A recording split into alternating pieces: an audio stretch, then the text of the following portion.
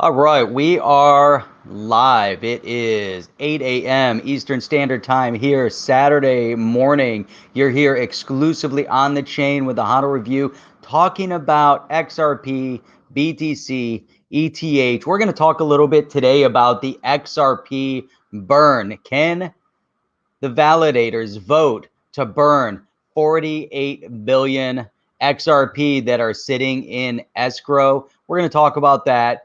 We're going to talk about the fact that there was a university that came out and said that XRP Ledger is a failing protocol. We want to see how David Schwartz responded to that.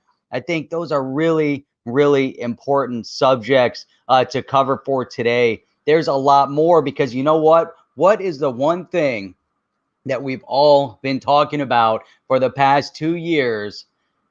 It's not XRP, it's not BTC, but it's regulatory clarity. We've asked and we've looked and we've tried to analyze it. When is regulatory clarity inbound here in the US? Well, we've got the answer, and it's going to be happening very, very soon. So that's what we want to talk about it. And guess what? We're going to start right now.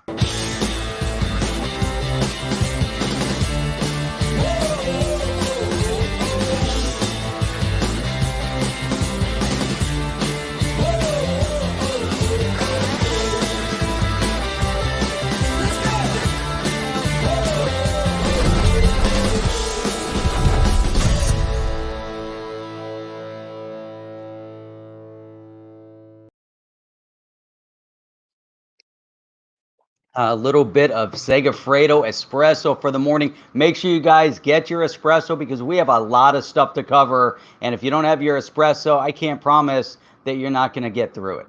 So, hey, this is great. So we are going to get into deep dive today. What is going on with these articles coming out talking about XRP as a failed project, failed ledger, and what is going on about burning XRP? How is it possible that the validators can actually vote to burn 48 billion XRP that are sitting in escrow? Is that going to happen? Are we going to see a burn off of 50% of all the existing XRP in the world, just like Stellar did? Is that a viable vote? It's going to be crazy, but that's something that's possible. So we're going to dig a little bit into that. Before we do that, I thought that this would be a good place to start right here. Look at that. You see that? This is every digital asset that is being purchased in the past minute, traded in the past minute in the United States. And you see a whole collection of all these different digital assets flowing into the United States right now. And that is really an impressive sight, you know, if you really want to think about it. But these are trades. So this could be, you know, buys, sells, whatever you might want to, how you want to look at it. But look at the trades as it goes through. If you look over in this column, if you can see it, the trades can be, you can't even slow it down. Some of the trades, I saw a trade fly by here in the amount of $1. I just saw one go by, you know, 20,000, 30,000. There's some big moves that are being made right now as we speak, as we're analyzing and we're monitoring what's going on. Lots and lots of trades. But check this out. I think this is another great place to start. There was a tweet that just came out. So we're going to get to all the good stuff in a little while. You know how we were talking about Michael Saylor? We're talking about the amount of money that Michael Saylor actually put into the digital asset space, right? He went out and bought $425 million worth of Bitcoin back in August and September. We saw that. We've talked about it. We've analyzed it. Well, guess what? He made another purchase here, and this purchase is actually bringing his total holdings of Bitcoin up to 40,824 Bitcoins. He bought another $50 million worth of Bitcoin at a price of $19,427. So his first buy-ins were in the $10,000 range. He's almost doubled his money. He's, you know, it's amazing how much money he has generated. So But look what it says here, though. MicroStrategy purchased approximately 2,574 Bitcoins for $50 million in cash in accordance with its Treasury Reserve policy at an average price of approximately 19,427. So, and they show the filing, they show exactly what they're doing. Amazing, right? I mean, what does this say about the space in general when you see him dollar cost averaging from 10,000 to 19,000? Obviously, he bought the bulk of his digital asset all the way back in August and September, but making big numbers. You know what I just realized? I'm sitting here, I'm trying to show you guys the screen, and I didn't show it to you. I didn't even share the screen. But this is it. I was reading this tweet right over here, looking at what MicroStrategy has purchased. That's what I was talking about. Now let's remove that. I'm going to go like this. Actually, I'll keep it up. I'll add it. This way I can just pop over here and make some changes on the fly. So wanted to give a shout out to Wen Mullet. Wen Mullet was #1 in the stream today. Not only that, but Chip and I had the pleasure to meet Wen Mullet Thursday afternoon for lunch. He was in Florida. He was on the other coast for an XRP meetup on Wednesday. Drove 5 hours to come meet up with us for lunch. It was really amazing. It's great when you get to meet people in the space. And as Chip had mentioned, yes, Wen Mullet does have a glorious mullet. So everybody was wondering, more of a modernized version of it. And I know Chip had got into some dialogue, but you know what? I'm not 100% sure about it, but I can tell you what, I think it's magic. So, all right, who else do we have in the chat? My camera's sitting up a little bit too high. I just realized that we were filming some other things and I moved the camera, and now I got to bring the camera down a smidge, so my eyes are going to be like all over the place when I'm looking here, but that's all right. So let's see who else bounced in here. We saw Tony Fisk bounce in here. Chip is here, co-host Chip. Yes, we are going to talk about regulatory clarity. Don't let anybody else know because it's coming in 8 weeks. I just let the cat out of the bag. We got Tony Morissette over here. It's awesome to see you.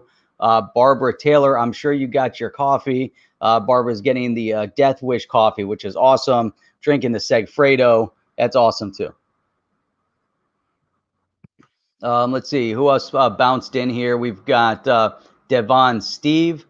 What is this? I'm visiting the parents, so I can't listen. Tony Fizz can't listen. Oh, come on. Your parents, I'm sure, would want to tune in as well. So highly recommend, but he's not listening. So, all right, we got Devon Steve. Let's see who else we got here. BZ Comedy. It's awesome. CP coming in here. Yeah, looking sleepy. I think that's the direction of the camera because it's coming down at a different angle. So I gotta adjust that camera. Might do that here in a second when we start talking about it. We'll go over to a different screen and we'll bring that camera down a little bit. Let's see, we got Michael Atu. Let's see who else bounced in here. Mr. Windle. Good to see you here. This is the first I've heard about an XRP burn. Am I hearing this right? Yeah. So we can bounce over into that here in a minute. There's a lot going on in terms of what some individuals researching, I guess, came up with some ideas in their mind anyways, of the fact that the Ripple protocol in their mind is going to fail badly. Let me put this over here so you guys can get an idea of what we're talking about, what we're looking at here. So we're looking at this little article here. I guess it's over here. But anyhow, so this little article here was published yesterday. University's epic burn. Researchers say Ripple's protocol may fail badly. So according to researchers at the University of Bern, the presence of faulty or malicious nodes on the Ripple network could have a devastating effect. And so they kind of go on in a blog post yesterday from the university's cryptology and data security research group, all these researchers here released an analysis alleging the payment firm's consensus protocol could allow users to potentially double spend a token and halt the processing of transactions. So now here you have a claim. Now on the other side of the claim, we do have a response to this claim. And so the response to the claim comes from none other than David Schwartz. So I think it's important. Let's blow this up here a little bit and see where we come in. And so number one, here's his response to a couple of these different papers that have come out that have been addressing this idea of a, hang on a second, there we go. Brought my camera down a little bit while we're doing this. Number one, so this is where you've got somebody that is a top-notch researcher, top-notch confidence in his space, in his field, in the product that he coded, in the product that he created.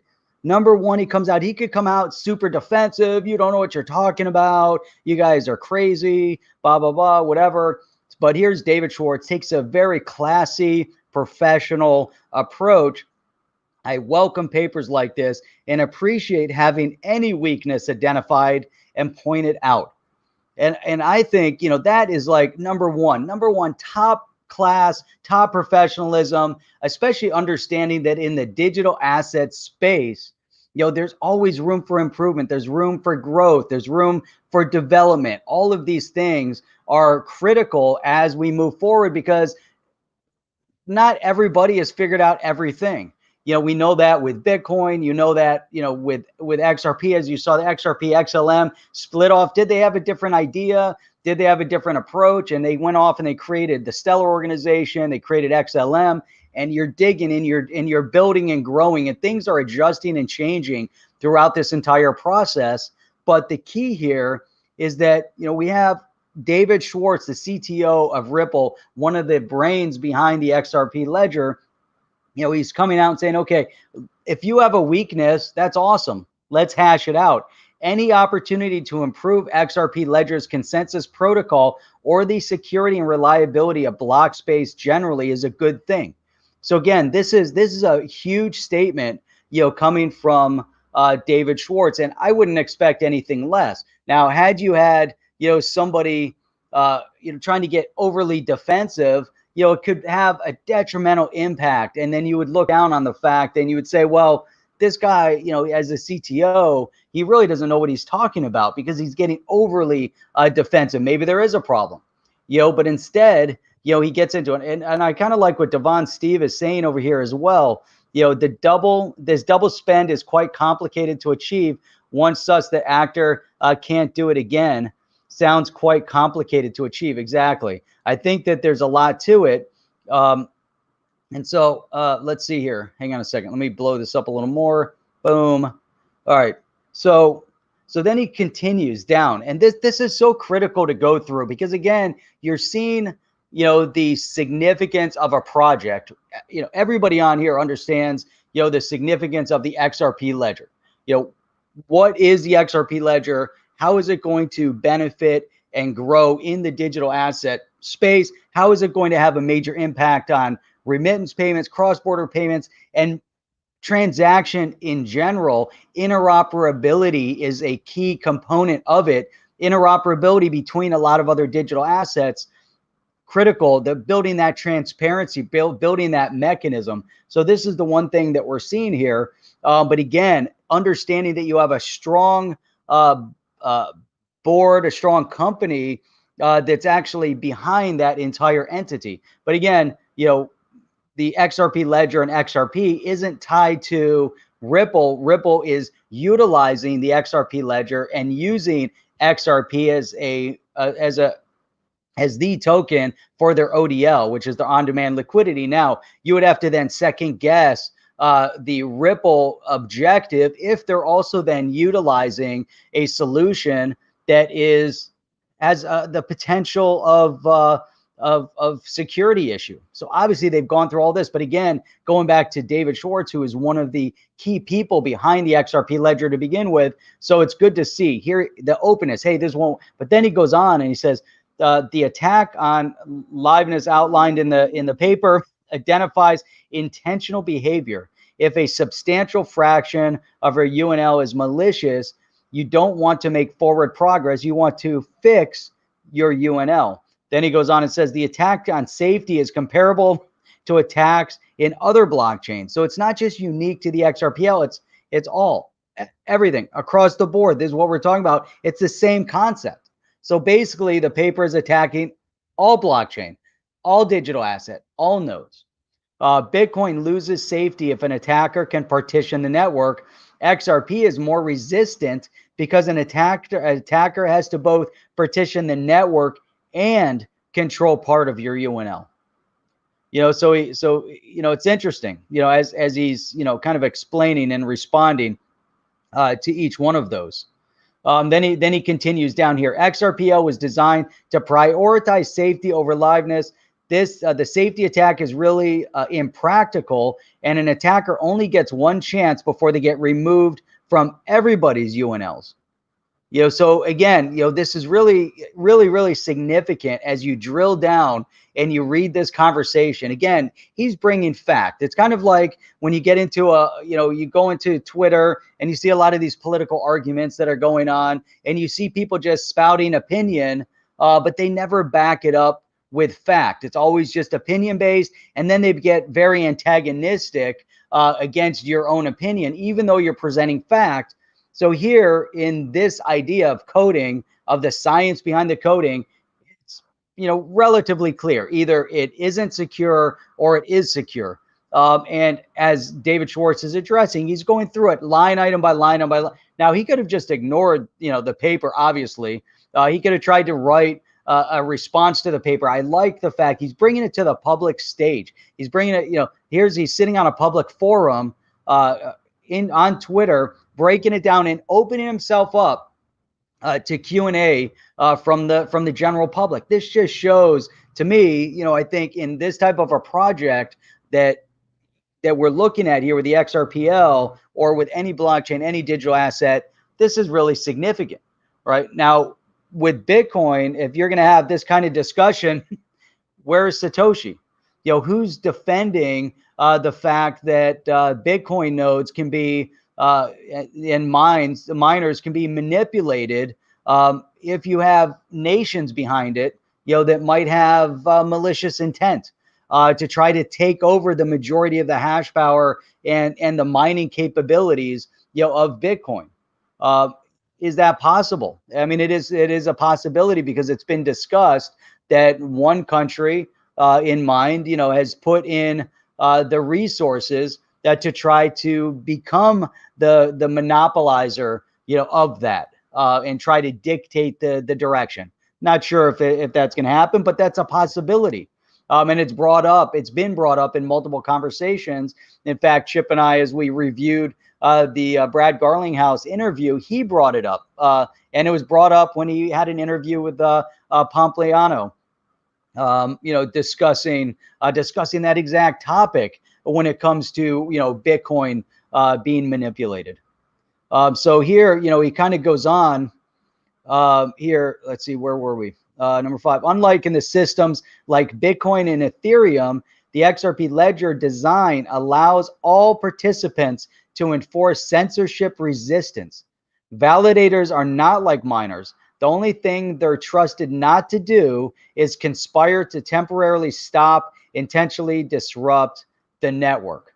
That's a big significance. But again, when you have the validators operating in in this decentralized, framework in order to process these transactions, but again, to make changes. And this is what we're going to talk about after, which is the possibility of being able to burn and vote on burning 48 billion XRP that are sitting in escrow. Is that a possibility? And we're going to look at what David Schwartz says about that possibility of actually burning 48 billion and voting on it, because the voting then goes back to the validators and the power that the decentralized mechanism of the validators then provides, for the XRP ledger. This is important. A lot of this kind of goes way over the head of anybody in the mainstream that's looking to invest. I thought this was key because as we break this down, again, you're looking at, this is the brain power behind the project. This is also the professionalism behind the project. So if you're looking to say, hey, what's behind the project that I'm investing in? In this project, in this case, we're talking about XRP. We're talking about the XRP ledger. You're talking about the overall longevity of the project. So if you're investing in Bitcoin, what's the project with Bitcoin?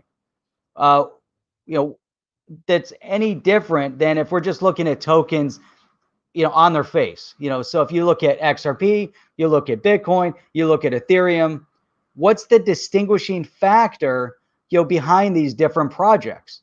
I think, number one differentiating factor is that with Bitcoin, we have no idea who created it. None, zero. We know Satoshi. And then there's all these other rumblings. We know that people have broken away and forked off to create other, versions of Bitcoin because there's a disagreement or they thought they could do it better and they forked off and created their own. We know that that has happened.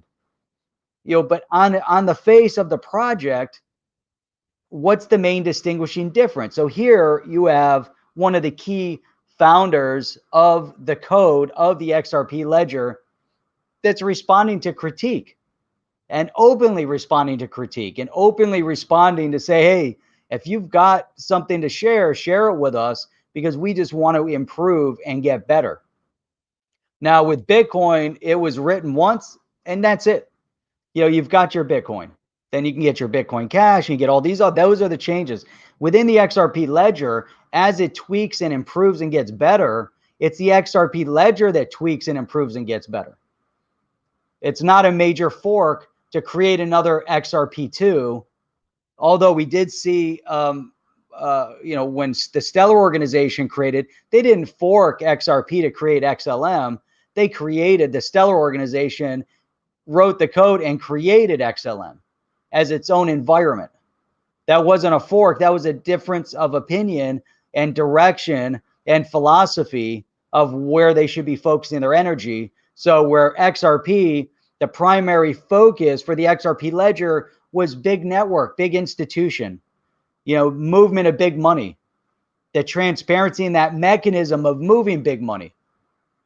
And then they created the Stellar organization to really focus on the retail consumer, the unbanked. It was a different philosophy, two different directions. And as an organization, which was the Stellar organization, or let's focus on Ripple, because Ripple to date is the largest user of the XRP ledger and the XRP, it gives it more credibility behind it. So let me just switch. We'll get back to his final comments here in a second. But I want to give a shout out to Mr. B over here. Great comment here. XLM burned half their supply during swell last year, and David was shocked as I spoke with him about it hours later. It also turned out to not help the value after burning off 3.8 billion. Is that right? What does that say? Biting, burning. That's what I thought. So that was the case at that time. But maybe when we're looking at the digital asset space, we also have to remember that nothing is happening in short term. Bitcoin growth was over the long term. We're talking about a 10-year growth cycle. As we're going to be looking at any of these changes, even with XLM, even within the Stellar organization, any of the changes are not going to really impact for the short term. I think they're focused on what is their objective and mission over the long term. I still don't know if we've actually seen, what the overall purpose was, but I think we will see it eventually. And that's where it also comes up that XRP can be burned. And that's what we're going to get into here in a second. So, all right, let's get back over here. Let's go and kind of wrap this one up. The overall philosophy of UNL is that attackers get one chance to jeopardize liveness, and then they are forever off the UNL. Those who do not jeopardize liveness accumulate on the NL.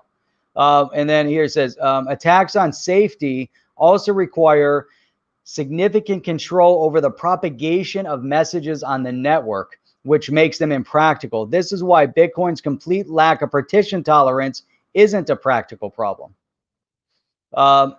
Okay, final thought here. I've long said that proof of work is a technological dead end for decentralization, while federated Byzantine agreement algorithms can continue to improve, providing better censorship resistance and safety at higher speed and lower cost. So, there's obviously some more comment here, but overall, this was really, it's just really poignant, in the direction, again, focusing in on the people behind the project, coming out and answering the questions and doing it professionally and doing it in such a way that you can follow the conversation. I thought was great. What is up, Farshad? Good to see you on as always. We've got, others that bounced in here as well. We got One Rough Rican. What is going on? Art is here with a little bit of XRP therapy. Let's see what Morton is saying over here. All right. Stellar used to print 1% of the supply every year. They no longer do that. After removing this at around the same time, they burned 55 billion XLM. Yeah. So that's interesting. Really interesting. Quick, huge shout out to Farshad. Thank you for that support.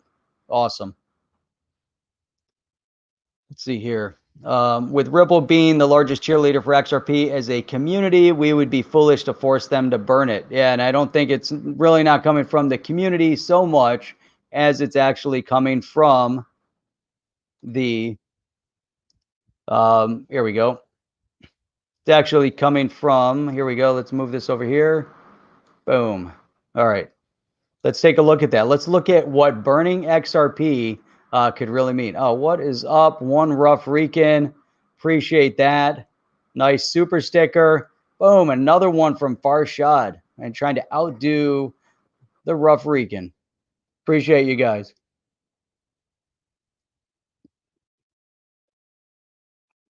All right. Let's see what we got going here. All right. See. Okay. So, oh, we're not sharing anything, are we? Look at this. There we go. Let's go over here. How come that's not clicking? There we go. Who's this talking in the corner? All right, that's Cointelegraph on YouTube. Look at that. Ripple has sold $15 million of its stock in MoneyGram. Crazy stuff. Crazy stuff. All right. Ripple CTO, that's David Schwartz for all you guys out there, says the community could force the company to burn 48 billion XRP. Could you imagine that? Hey, here's what we're going to do today. We're going to take and we're going to vote on it. We're going to burn 48 billion. And just like Mr. B was talking about with XLM, it didn't even impact the short-term price point. They're making less available. Could that be a good thing or a bad thing if they decided to do that? So here, Ripple could be forced to burn its entire XRP holding if the community votes for it. That's crazy. So regardless if it agrees with the decision or not, if the community decides that we don't want that that escrow anymore, or, hey, by the way, it's going to be gone. Now, what does that mean? How does that happen? How do the validators then vote? How many validators does it actually require to do the burn? Check this out. XRP ledger amendments require an 80% approval rating from the ledger's validators and are activated if they stay above the threshold for 2 weeks. So obviously there's a little bit of a check and balance here to make that happen. Let's see here. Schwartz's comments come as something of a postscript to an incident in November last year in which it was revealed that Ripple could also unilaterally decide to burn the billions in excess supply. And that was at the time where Stellar just reduced its total supply of 105 down to 50. So Schwartz is basically saying, we could burn it too. We don't need the validators. However, now it's a little bit different. There'd be nothing stopping Ripple. There'd be nothing Ripple could do to stop that from happening if they vote on it. Why? And going back here in a Twitter thread, Schwartz confirmed that the community could vote for Ripple to burn the entire supply of tokens, XRP tokens, stating the blockchain is very democratic like that. So, but it takes a larger percentage, of the validators to actually do that. And there was obviously an entire, conversation. But what's interesting in this conversation, this is a little bit old because this conversation was from a month ago. When was this article from? And the article was just Friday. But look at the conversation here. David Schwartz, too bad XRP is decentralized, or someone could just burn half the supply and raise the price to 29 cents. Then Jed McCallum, WTF are you talking about? Ripple Labs can burn half the XRP supply. Then it goes on that Schwartz had conceded that it could be done, explaining that it would have to be through a non-traditional method, like using the tokens as fees or sending them to an account that can never be accessed. So I don't know. I mean, it's kind of a crazy thought process to go through. But taking the fact that, yeah, I mean, at any point, I mean, even through, if you look at in a smart contract environment right now, based on the agreements, through the validators, they put the XRP into escrow. That's something that Ripple did because Ripple was in possession of, 55 billion XRP. So they put them into escrow, and then they put in the escrow rules of how those XRP are released, 1 billion a month. And they come out and they go back in. They come out and they go back in. And that's all based on the rules. So they don't have access to all of the billions, so, but they could take it and say, you know what, we're just going to put them over here and we're going to lose the key like that jackass from over with the, what was that, CX, I can't think of the name of, what was the exchange in Canada where the CEO goes over to this place in India, which is notorious for money laundering, for people to go over there and fake their death. But he died in this one area of India that's notorious for faking people's deaths. And he just happens to be over there with all the keys. He had the keys to everybody's holdings on his exchange. But I guess my point is, I guess you could do that and just, lose the keys. Say, oh, sorry, we don't have the keys anymore. You're not voting. Yeah, they see that? That's the problem, Michael. You never know if you're going to vote. You never know. You never know if how they're rigging it with the Quadriga. That was it. Quadriga CX. Yep. I haven't even followed up on that. I don't even know if those guys are around anymore. I wonder what I don't even know what happened to them. Just kind of disappeared. I think they stopped looking for the guy. They never produced the body, so I don't know. All right, what else do you guys have that was good in here? Anything else that's like really crazy in the chat over here? Let's see. All right, let's go down. All right. They can't call. Nope, Carl. Unfortunately, when they lose their keys, you're screwed. That's it. So the the moral of that story is, if you're putting your money on an exchange, make sure it's going into cold storage and you have possession of all your keys. That way, if something happens, they're cold storing it for you, but you don't want to, if you're working with an Uphold or Coinbase, let's make sure that there's other mechanisms in place and it's not just the CEO that keeps the keys in his pocket. He's walking around with his ledger, and his ledger is the one that controls everything, and that's what you get. So that was it right there. When Mullet looked it up, Jerry Cotton reportedly was the only one with a key to retrieve the money. And they say he died over in India, but I don't think they ever brought his body back to Canada. So I don't know what happened with that one. Someone's got to look that up and post and see if he actually made it home. So check this out. All right, let's jump into something really, really cool, like this one. Hang on, why is this bouncing like this? You know what I need to do is grab this. I want to put this over here. I've got the Brave browser going on this side, the Chrome browser going on that side, and you know how it works with the Chrome. Chrome seems to love, look at that. Look how it slowed me down. Look how slow I got for a second. Look at that. Whoa. I don't know if you guys saw that. That was pretty cool. So check this out.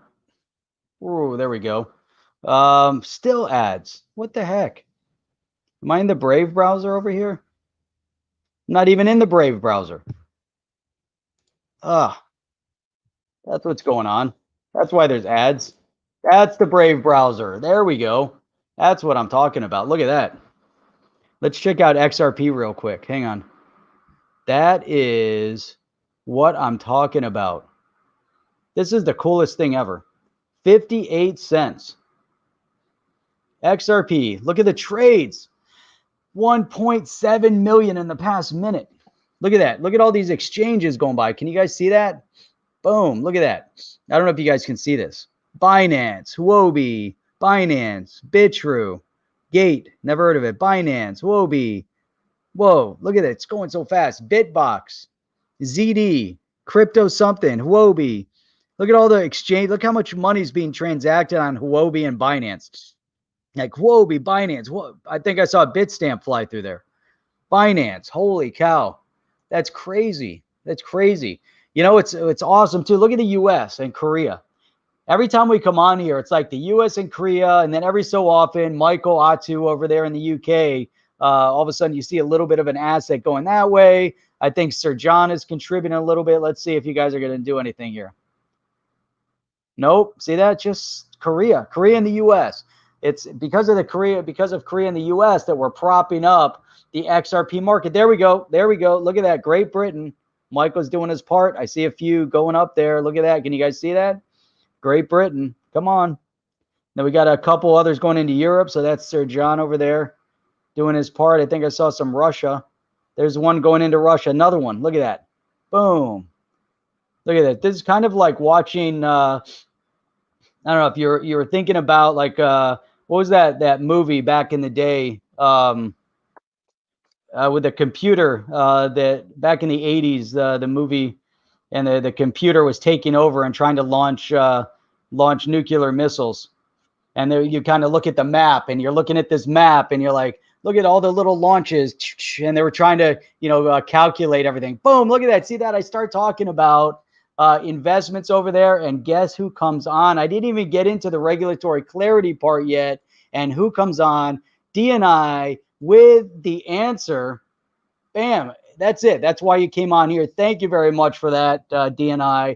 The movie was War Games. That's it. And the AI was trying to calculate all these different outcomes and scenarios, and that's what we've got over here, all these different scenarios going on. And Crypto Eddie, are we really live? God, I hope so. I hope we're really live. But let's see, is anything happening over there in Japan? There we go, Crypto Eddie. There's a few going up into Japan. Man, that's awesome. Are we really live? Thank you for that. War Games, Devon Steve with another one. Farshad with another one. It's called War Games. Thank you. I don't know, I forgot that. It's actually on Netflix. I've been trying to get my son to watch some of the older 80s movies. So we sat down a while ago. Want to play a game? You want to play a game? There we go. So I sat down with my son to watch. We watched Back to the Future. And some of his friends are all into Back to the Future right now. But the first time I sat down and watched Back to the Future with my son, we're sitting there. And the one point when Marty goes back in the DeLorean when they sent the dog forward in the DeLorean and there was fire and he's standing there and the DeLorean whizzes past him and he's filming it and the fire goes across his pants. And my son's watching. He goes, "Oh, those are the worst special effects ever. I can see that it was edited and overlaid. The fire doesn't even look real." And this is what I have to sit with. My son's 10 years old. We start getting into a discussion of movie editing at 10 years old. This is what you gotta put up with. So, but then I've been talking about War Games. I thought War Games would be an awesome movie for him to sit down. Have you guys seen? I don't mean to sidetrack here, but there was a TV show called The Time Tunnel. Who here remembers the TV show was made back in the 60s called The Time Tunnel? That was an awesome show. That was a really cool show. Now, what the heck was I in the process of doing? Here we go. Hang on. There we go. We started talking about it. We didn't get to it. 120 million XRP moved by a large entity. How crazy is that? 120 million XRP worth $76 million moved by a large entity. Chip, I'm positive you had something to do with me getting sidetracked. Look at this. When Mullet remembers the time tunnel. Dude, the time tunnel was an awesome show.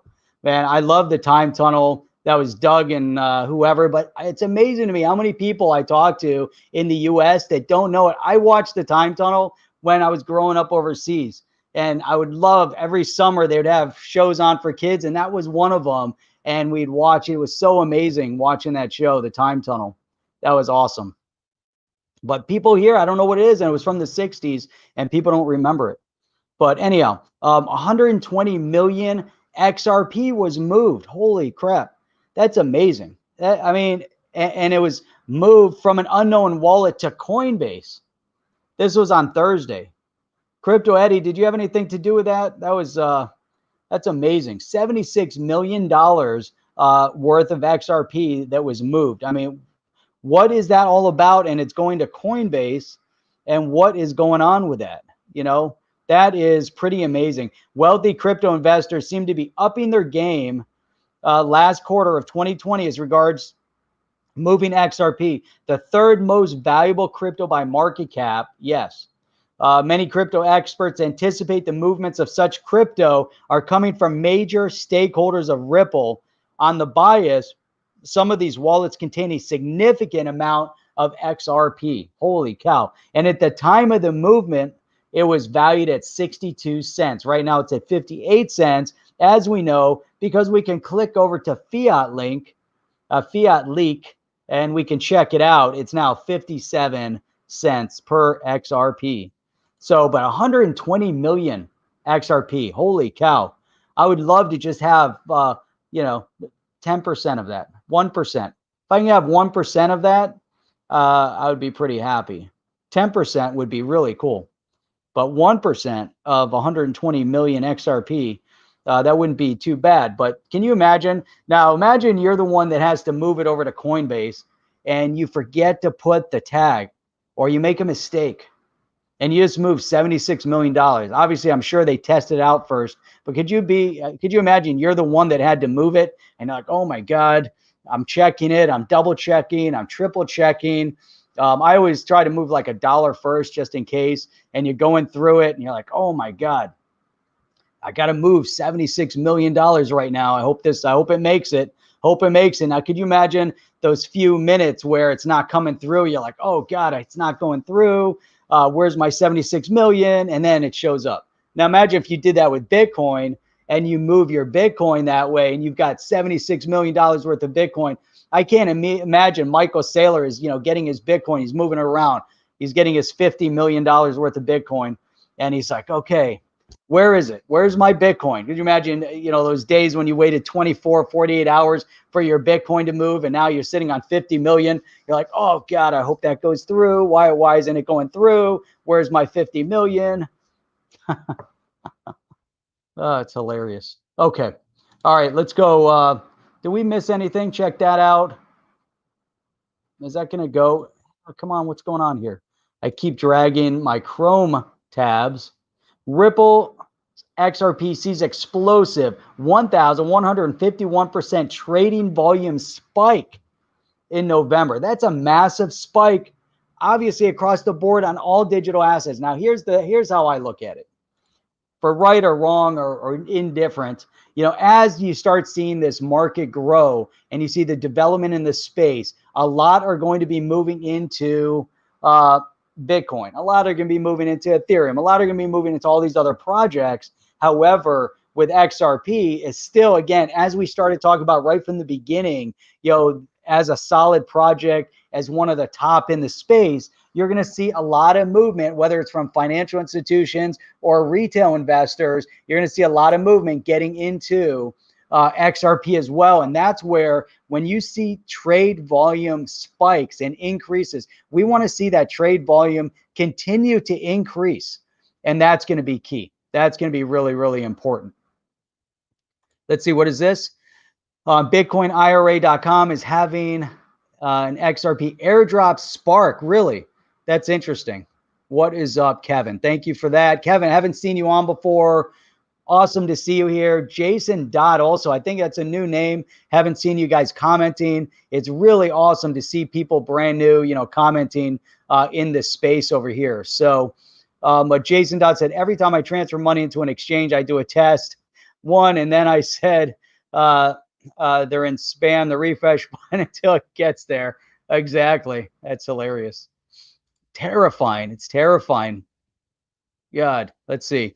You guys are talking about IRAs. So you got the I Trust Cap IRA. There's all these ways you can put money into an IRA, 401k IRA, whatever, and do it as a digital asset. So that's really cool.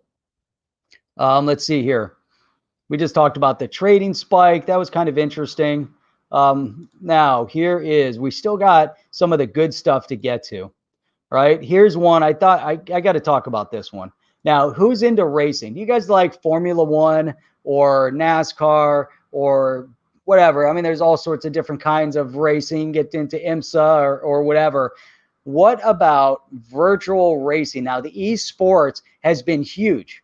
Esports, e-racing, iRacing is probably one of the biggest platforms, and iRacing has become elevated to a professional level. And in fact, they have actually tapped drivers from iRacing and brought them into professional racing from virtual racing. And virtual racing is not that easy because some of the gear setups that the people have, they spend thousands and thousands of dollars on steering wheels and pedals and the whole contraption.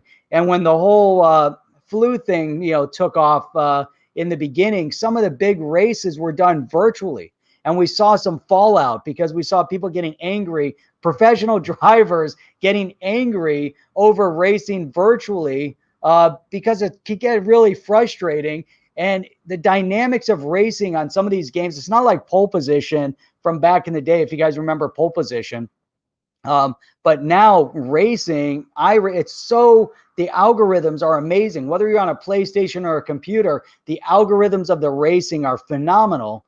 But now you get into the virtual racing. Again, virtual sports. I believe that virtual sports, esports, online gaming is going to have a huge play in the near future for digital asset, because you need to have transaction of currency. You need to be able to buy and sell items for the all of these different elements within the game. It has to happen. It's happening right now. And so we're going to see more and more transition of digital asset into the video games, where you're earning in digital asset that can then migrate from one game to the next. Forget about you're playing your Fortnite and all your money goes into Fortnite. You can't take it off of Fortnite. It's stuck there, as it is with all these other games. But check this out. Check this one out. How much money would you be willing to pay for a piece of a virtual track? How about $223,000 for a piece of a virtual racetrack? So a piece of a virtual racetrack in blockchain, in the blockchain-based game F1 Delta Time, sold for $223,000.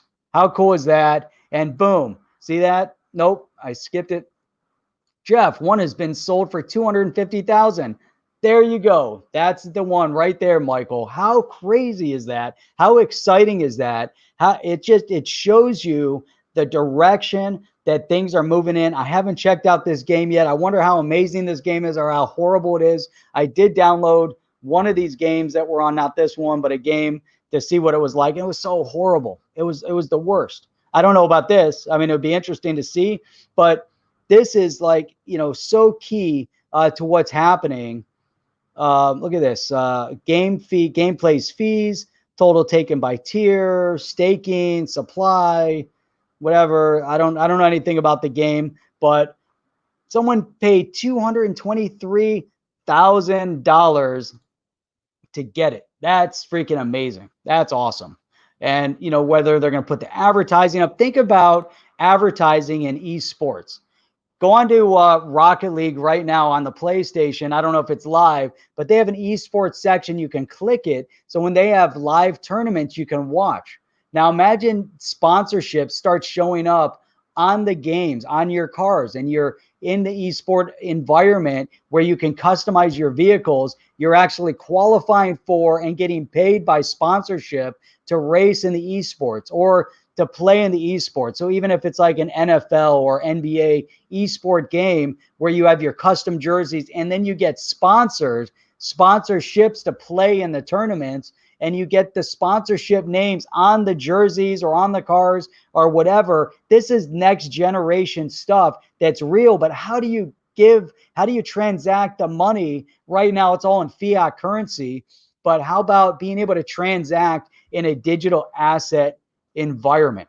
So it's amazing. It's amazing. We got a little time left to even talk about regulatory clarity, because you guys are like, why did you put regulatory clarity is coming on the thumbnail and not even talk about it for 50 minutes? This is what everybody's been waiting for. Everybody wants regulatory clarity. Why are we ignoring it? Why are we ignoring it? Because Peter Voss is like, what in the world? I'm going to say something. If you're not going to say it, I'm going to say it. 6 to 8 weeks. That's what Brian Brooks has said. Brian Brooks specifically said, so Brian Brooks, the acting comptroller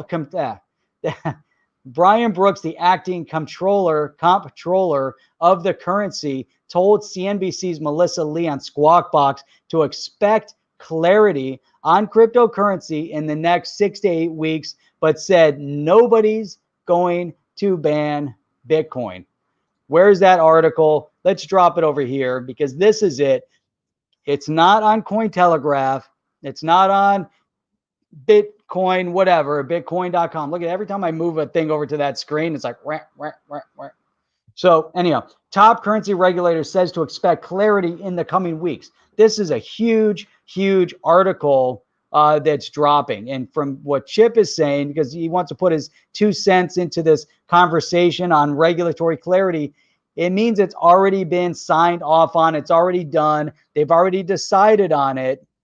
The next step is to actually tweak the text a little bit and to actually make it happen. I don't know why I'm getting all these delays on Streamlab right now. It's crazy. Every time I look over, I look like Chip over there with him when he gets frozen. Let's see. Crypto Eddie, OCC has to convince the SEC. They're still definitely part of that. DNI's in on the idea here. Everybody's throwing in some ideas. Michael Otto, if they mentioned it, it's already been done. Exactly. So they're not going to just throw it out there. But here, what's key about this article, what's key about this conversation on regulatory clarity that everybody's been waiting for? We know that Congressman Warren Davidson and Congressman Darren Soto had been working on the Token Taxonomy Act for years. Years. It had been in the works to change the Security Acts of 1933 and 1934. 1933, could you imagine that we're operating based on the premise from 1933 and 1934? They haven't changed IRS tax law rules or law, you know, since like 1986, I think was the last time they amended that. The Howey test, which is what the SEC uses to determine a security, is using this test from 1946, 1947, which is based on the Security Acts of 1933 and 1934. Just an amendment, just a little adjustment. Let's put digital asset in there. Let's adjust the way you look at whether or not it's a security or not, because it's different. It doesn't meet the same criteria necessarily. In the law, they like using the basic cases. They look for a precedent. And in the Howey test, how much more basic can you get than when you're trying to determine whether or not an orange grove and selling shares in your orange grove meets the test of a security? So if you can base it on the bare elements. So now imagine you try to say, well, XRP, and you want to use that as your case precedence is difficult. But if you look at an orange grove, it's simple. I own an orange grove. I grow oranges. I'm selling shares in my orange grove. You don't have to work the land because you're going to have land on my orange grove. You're getting a parcel of it. You don't have to work it. I'm going to work the land for you. I'm going to harvest the oranges. I'm going to sell the oranges. And then you're going to get a percentage of the proceeds every time I sell oranges based on the amount of land that you owe on my parcel. And so that met the test as being a security because you're benefiting as an investor. You're benefiting from the direct work of others, and you're investing and buying, and he's the one doing all the work. He's the one selling, and you're getting a percentage of that. Therefore, it met it as a security. So when mullet, yes, it should be a lemon grove. I've been disputing that, for a long time. However, they didn't really grow lemons in Florida at the time. I believe the whole Howey test took place down in Florida. They grew oranges. So even in the area that I live in now, used to be all Everglades and orange groves and horse farms. And now they still have horse farms, no more Everglades, no more orange groves, and just a ton of traffic. So here we go. The SEC announced FinHub 2 days ago, an SEC office specifically targeting innovation in fintech. Should have been done in 2015, but here we go. Inbound. It's going to happen. It's coming. We're going to expect it very, very soon. Top currency regulator says to expect clarity in the coming weeks. Nobody's going to ban Bitcoin. We're very focused on getting this right. Now, could they have done it a while ago? They could have done it. They could have pushed it through and gotten it wrong. It's just like when they're talking about, why don't we see digital assets? Mo Money, man, appreciate that. Yeah, I didn't even ask anyone. You guys want to support the channel, give a thumbs up. If you're brand new to the channel, there's a lot of new names on here. Make sure you hit the subscribe button. And if you've hit the subscribe button and you've never hit the bell notifier, do that too. Go in there, go to subscribe, hit the bell notifier. Let's make sure we get notified every time we post up a new video. We're doing live streams 3 times a week. Why are we doing it 3 times a week? Because nobody else is doing live streams 3 times a week. That's why we're doing it. There's a ton of info. This is an exciting time. We got to get it. We got to get the info out there. We got to discuss and dissect. We're very focused on getting this right. We're very focused on not killing this. Brian Brooks, this guy is intelligent. This guy knows his, right? So he is really, really smart. The idea of getting it right is more important than getting it first. And that is what has been transpiring now over all these years. You've got people in Congress that sit up there and they're talking about, we don't know anything about that Bitcoin. What's up with that Bitcoin? But now you got people like Brian Brooks up there, understands it and can communicate it to the morons that are sitting in Congress that don't even know how to use text messaging. Could you imagine? You're sitting in Congress deciding the fate of the people of this country, and you don't know how to use the cell phone that's in your pocket. That is insane. Absolutely insane. If you can't pronounce the name of the Bitcoin and understand that it's Bitcoin and not Bitcom, then you shouldn't be making decisions in regards to our economy.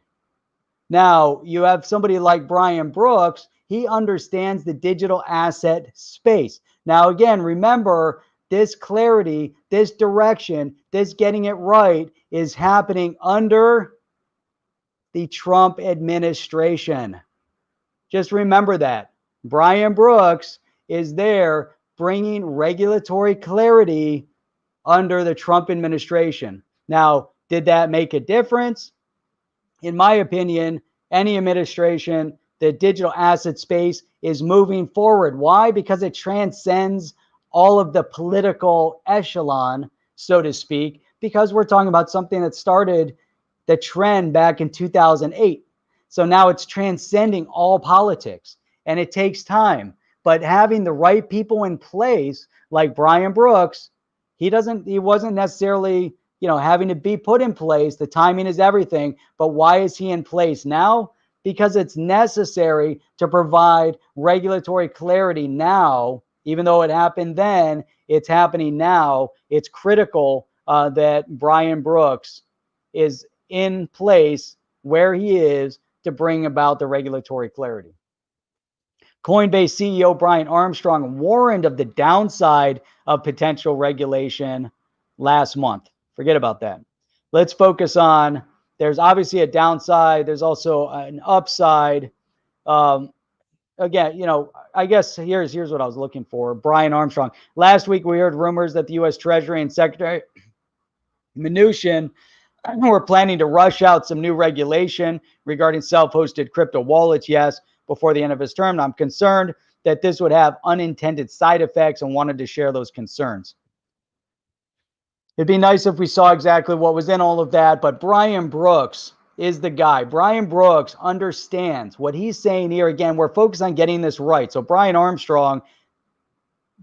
Brooks is the one that is managing the rollout, and this has been in the works for a long time. So thank God for that. All right, 8 weeks, 6 to 8 weeks. Let's hold them to that. Let's come back 6 to 8 weeks from now. So we're talking about potentially mid-January to beginning of February, where we're going to see some regulatory clarity. Now, the regulatory clarity, it's going to be the beginning stages, and we'll see what happens. We'll see what happens with that. That'll be great. What else? Is there anything else here? And I put up some other stuff that I thought was interesting. Here's another one. Oh, you know what I wanted to say, though? So here's two articles, right? I'm putting up 2 articles right now.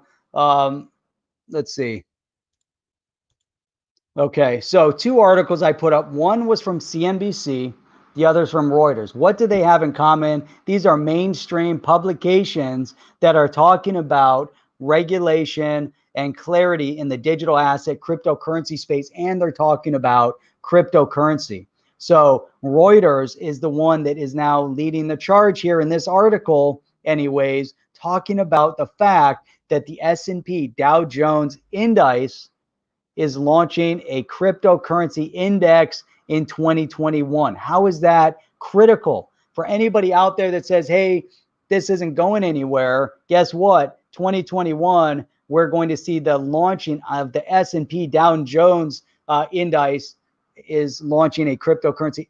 That's crazy, right? So here we have CNBC talking about regulatory clarity, Reuters talking about the addition of a cryptocurrency index to the S&P Dow Jones indices. I mean, it's crazy, and it's happening. It's happening quick, and there's a lot of discussion here. That this is it. I mean, that is the culmination of this entire chat today, starting from the beginning.